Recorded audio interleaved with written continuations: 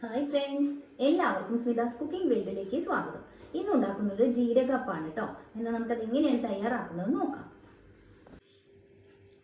ജീരകപ്പം ഉണ്ടാക്കുന്നതിന് വേണ്ടിയിട്ട് ഞാൻ വലിയൊരു ഗ്ലാസ് പച്ചരിയാണ് എടുത്തിട്ടുള്ളത് കേട്ടോ. അത് 4 മണിക്കൂർ സമയം നന്നായിട്ട് കഴുകിയതിന് ശേഷം 4 മണിക്കൂർ സമയം കുതിർത്തിട്ട് വെള്ളമെല്ലാം ഊറ്റിയെടുത്ത് ഞാൻ പൊടിച്ചെടുത്തതാണ്. ഇനി ഈ പൊടി നന്നായിട്ട് വറുത്തെടുക്കണം. വളരെ നൈസായിട്ടുള്ള പൊടിയാണ്.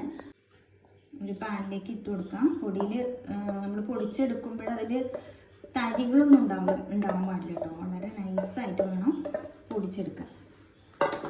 ഇത് ലോ ഫ്ലെയിമിൽ വെച്ചിട്ട് നന്നായിട്ട് വറുത്തെടുക്കണം. ഫ്ലെയിം കൂട്ടിയൊന്നും വെക്കരുത്. ഫ്ലെയിം കൂട്ടി വെച്ചാൽ പൊടി പെട്ടെന്ന് അങ്ങോട്ട് കരിഞ്ഞു പോകും. അത് ലോ ഫ്ലെയിമിൽ വെച്ചിട്ട് നന്നായിട്ട് വറുത്തെടുക്കാം. ഇപ്പം പൊടി നന്നായിട്ട് വറുത്തെടുത്തിട്ടുണ്ട്. ഇതുപോലെ വേണ്ടിയിട്ട് നമ്മൾ പുട്ടിനൊക്കെ വറുത്തെടുക്കില്ലേ, അതുപോലെ. ഇപ്പോൾ ആവി കയറി ഒരു 5 മിനിറ്റോളം ആയിട്ടുണ്ട്. ഞാൻ ഇളക്കിക്കൊണ്ടിരിക്കുകയായിരുന്നു, കൈ എടുക്കാതെ. മതി, എനിക്ക് ഫ്ലെയിം ഓഫ് ചെയ്യാം. എന്നിട്ട് വേറൊരു പാത്രത്തിലേക്ക് ഇത് മാറ്റി വെക്കണം. ചൂടാറിയതിന് ശേഷം വേണം മാവാക്കി എടുക്കാൻ. ഇപ്പോൾ അരിപ്പൊടിയുടെ ചൂടെല്ലാം ആറിയിട്ടുണ്ട്. ഇതുപോലെ ആവുന്ന സമയത്ത് നമുക്ക് ഇതിലേക്ക് നാളികേരപ്പാൽ ചേർക്കണം. ഞാൻ ഒരു നാളികേരം പിഴിഞ്ഞിട്ട് അതിൽ നിന്നുള്ള പാലാണ് എടുത്തിട്ടുള്ളത്. അപ്പം അത് ചിലപ്പോൾ മുഴുവനൊന്നും വേണ്ടി വരില്ല. നമുക്ക് കുറച്ചായിട്ട് ചേർത്തിട്ട് വേണം മിക്സ് ചെയ്തെടുക്കാൻ. ഒരു ദോശമാവിൻ്റെ പാകത്തിലാണ് ആക്കിയെടുക്കേണ്ടത്. അപ്പോൾ കുറച്ച് നാളികേരപ്പാൽ ഒഴിച്ചിട്ട് നമുക്ക് പാകമാക്കി എടുക്കാം.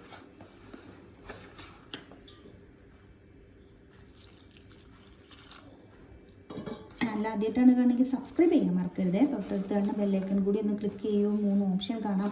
അതിൽ ഓൾ വേണം സെലക്ട് ചെയ്യാൻ. എങ്കിൽ മാത്രമേ ഞാൻ പുതിയ വീഡിയോ അപ്ലോഡ് ചെയ്യുമ്പോൾ നോട്ടിഫിക്കേഷൻ ലഭിക്കുകയുള്ളൂ.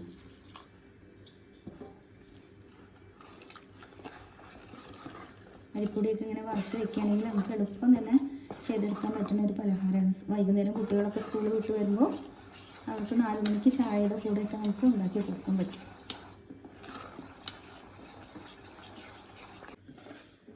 ഇപ്പം നമ്മൾ മാവ് നല്ല പാകത്തിനായിട്ടുണ്ട്, കണ്ടില്ലേ.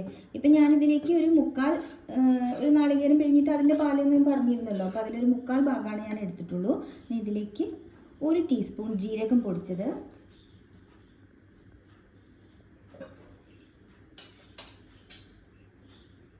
1 നുള്ള് ഏലക്കായ പൊടിച്ചത്, മധുരത്തിന് ആവശ്യമായിട്ടുള്ള പഞ്ചസാര. ഞാനൊരു 3 ടേബിൾ സ്പൂൺ പഞ്ചസാരയാണ് എടുത്തിട്ടുള്ളത്. അത് പൊടിച്ചതാണ് കേട്ടോ. പൊടിച്ച പഞ്ചസാരയാണ് ചേർത്തിട്ടുള്ളത്. അപ്പോൾ നിങ്ങൾക്ക് എത്ര മധുരം ആവശ്യമുണ്ടോ അതിനനുസരിച്ച് ചേർക്കാം. ഞാനിപ്പോൾ ഒരു 3 ടേബിൾ സ്പൂണാണ് എടുത്തിട്ടുള്ളത്.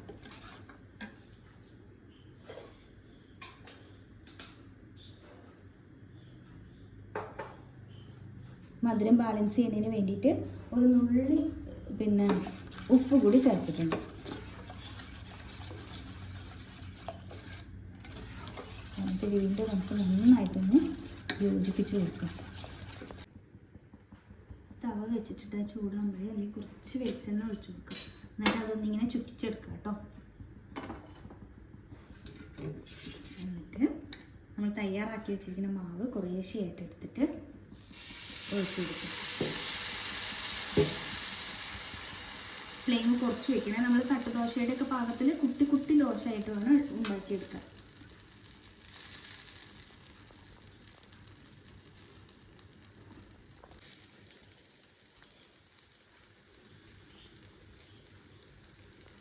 ഇതുപോലെ തന്നെ ബാക്കിയെല്ലാം നമുക്ക് ഉണ്ടാക്കിയെടുക്കാം കേട്ടോ.